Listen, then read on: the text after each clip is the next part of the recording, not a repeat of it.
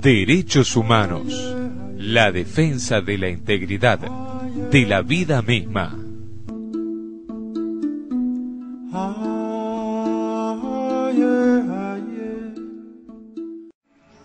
Cuando no recordamos lo que nos pasa, nos puede suceder la misma cosa.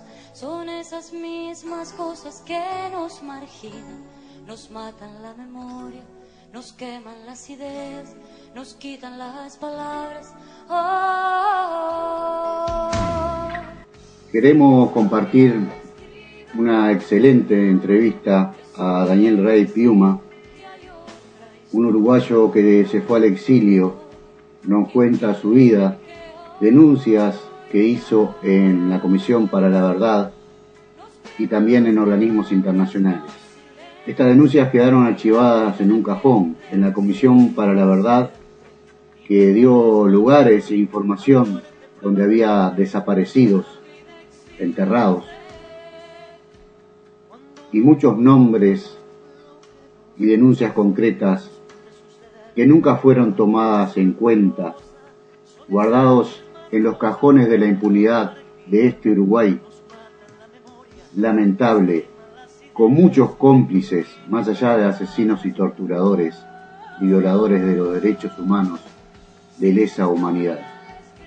Hay muchos cómplices, gente que cayó y que ocultó, y hasta que tenía la información que este hombre había denunciado, no fue tomado en cuenta, y esa es la realidad de este lamentable país con respecto a los derechos humanos. Marquemos un Norte siempre va a denunciar continuamente y este tema no se va a terminar nunca. Por eso el espacio dedicado a los derechos humanos, a veces nos trasladamos a otros países, otras realidades que también nos interesan, pero el tema Uruguay siempre va a estar presente. Escuchemos esta entrevista. Decir que hay otra historia, la verdadera historia. Quien quiera oír que oiga. ¿Quién es Daniel Rey?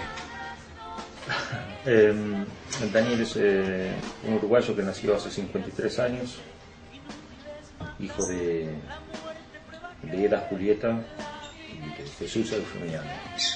¿De cuáles fueron las causas que te llevaron al exilio? En la parroquia San Francisco, ahí conocí a un chico que trabajaba en el puerto y que era muy simpático.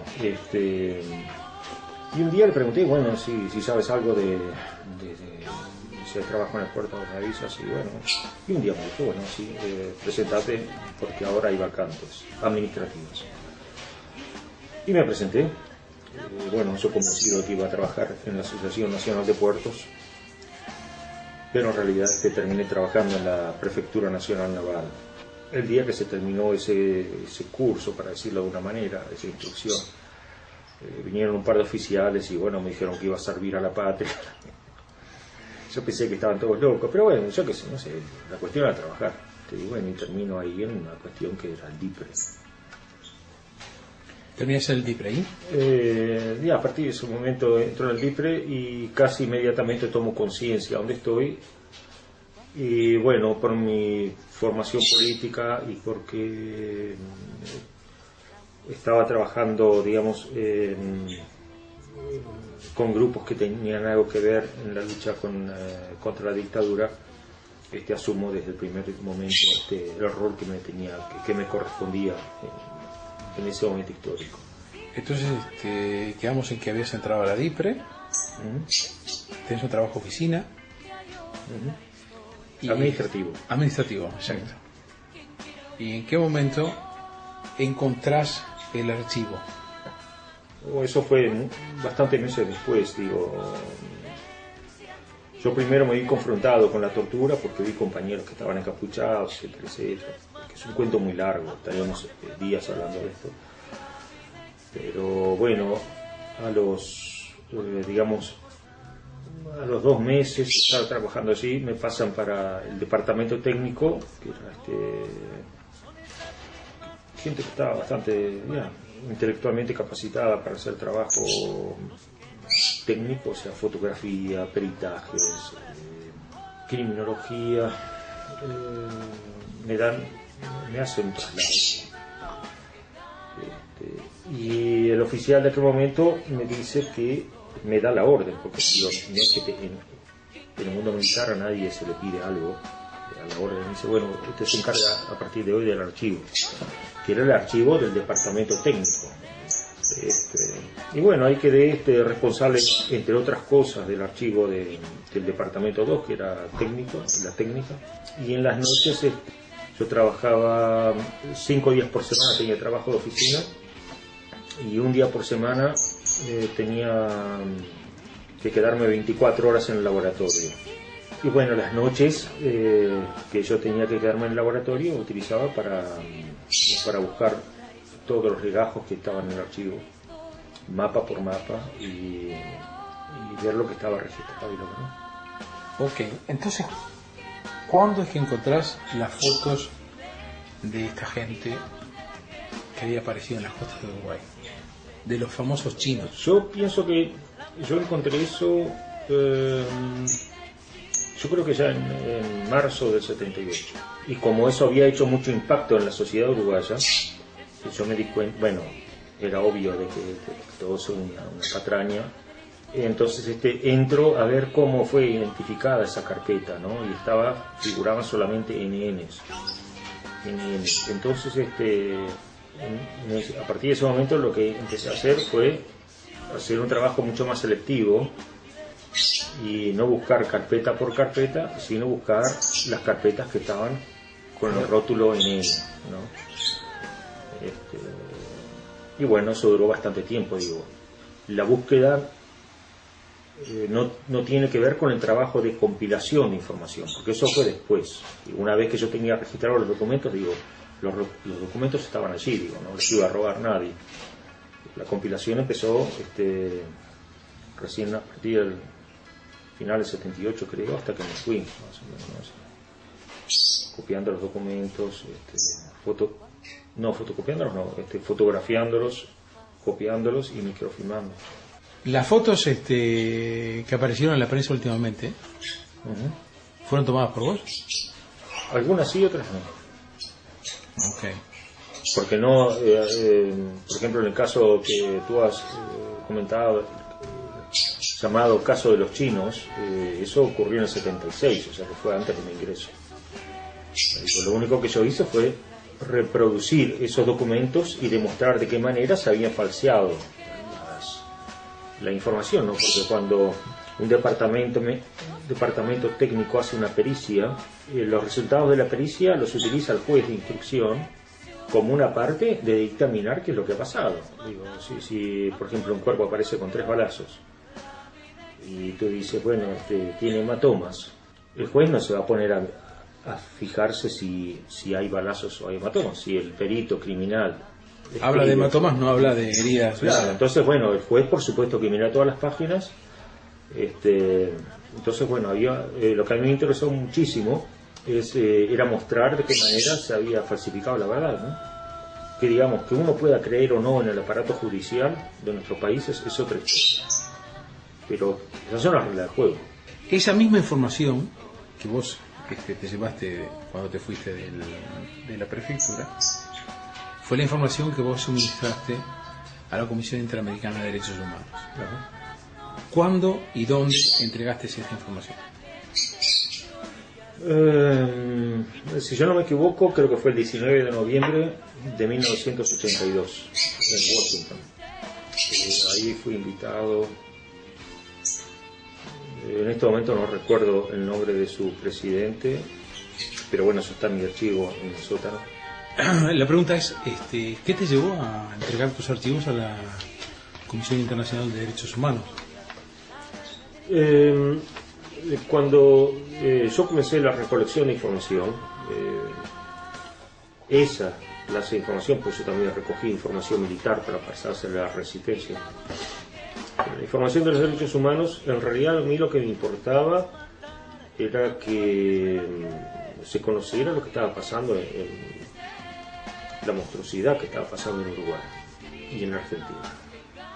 Pero, aunque era internacionalista en el pensamiento, digo, en ese momento, digo, lo que yo estaba viendo era lo que pasaba en mi país, ¿no? O sea, que se estaba torturando gente todos los días en una unidad militar de la Marina, etcétera, y que se estaban archivando también cuestiones en las cuales se mentía sobre cadáveres que aparecían en toda la prensa mundial como que eran chinos y que no eran así. Entonces, esos eran mis mecanismos dentro de lo que estaba pasando. Aparte, no hay que olvidarse que yo estaba en el dinamismo de mi propio grupo de resistencia, que estaba formando otros 2 o 3 grupitos más, yo los estaba formando, y tenía que manejar todo este tipo de información y recopilarla en un lugar que fuera para mí solo, porque una de las reglas de cualquier espía es que no hay que confiar en nadie. Ahora, ¿qué pasa? La dinámica de los hechos es otra dinámica que la de nuestra cabeza. Entonces, en tanto la recopilación de mi información se va haciendo mucho más fuerte, mi militancia con respecto a grupos de resistencia se va haciendo mucho más compleja, cuando yo me doy cuenta de que es muy probable que vaya a caer preso, los compañeros me aconsejan, primero, digamos, bajamos la militancia, ¿no? Digamos, en el sentido de que no nos contactamos más, ni por la calle, ni por teléfono, de ninguna manera, para mantener las digamos, paredes intactas. Pero, por otra parte, yo seguía teniendo mi archivo. Y en ese momento de resistencia, aunque para cuando tenía la dictadura, yo también tenía 3 armas. Lo cual era, en aquel momento, era como ser millonario. Tener 3 armas en plena resistencia era... Ahora, ¿qué pasa? Como nos queríamos mucho y nos respetábamos mucho, y vamos a seguir así, siendo amigos por la vida, por el resto de nuestras vidas, meses después, por casualidades que no vienen al caso, nos volvemos a encontrar y seguimos a entrar de vuelta en la dinámica de esa cuestión. Cuando de vuelta se puede podrir todo, en el sentido de que nos damos cuenta, o yo me di cuenta, que el Servicio de Inteligencia de la Marina, el N2, está detrás de mí, y también la OCOA, a través de la momia. Entonces el grupo piensa, bueno, lo mejor es que te vayas, y bueno, en ese momento yo decidí, bueno, me llevo la información, la militar la tengo que quemar. Pasé cuestiones muy puntuales, pero quemé muchísimo, por desgracia. Y lo que atañía a los derechos humanos, sí, me lo llevo todo. Entonces, los compañeros del PDP en Brasil se portaron muy bien y brindaron una infraestructura para que yo pudiera sacar esos documentos los documentos para el estudio. Ellos no pudieron asegurar la garantía de mi vida, porque en aquel momento en Brasil nos quisieron, a mí y a mi ex mujer, a mi ex compañera, nos quisieron matar 3 veces. Pero bueno, cuando me encuentro, yo llegué aquí el 22 de diciembre, hace 31 años atrás, y sin exagerar, 2 semanas después me compré una máquina de escribir de plástico y empecé a escribir. ¿Por qué? Porque como venía de un servicio de inteligencia, sabía que la memoria, sobre todo la de, ¿cómo se dice en español? La de corto plazo, hay que recuperarla enseguida, ¿no? Porque la de largo plazo siempre se mantiene, la de corto no. Entonces empecé a escribir, no quiero exagerar, creo que finales de enero del 81, y un poquito de par días después me encuentro con compañeros artistas de la vieja RO de PDP, y empezamos a trabajar en esto, y yo pongo mis condiciones de trabajo, pero fue una cuestión fructífera en el sentido de que a partir de ellos, yo pude crear un par de espacios internacionales en los cuales yo podía presentar mis reportes, porque no hay que olvidarse, porque esto yo creo que no lo he contado muchas veces, pero acá en Holanda también hubieron problemas de seguridad muy graves, ¿no? En el siguiente espacio continuaremos compartiendo esta entrevista a Daniel Rey Piuma.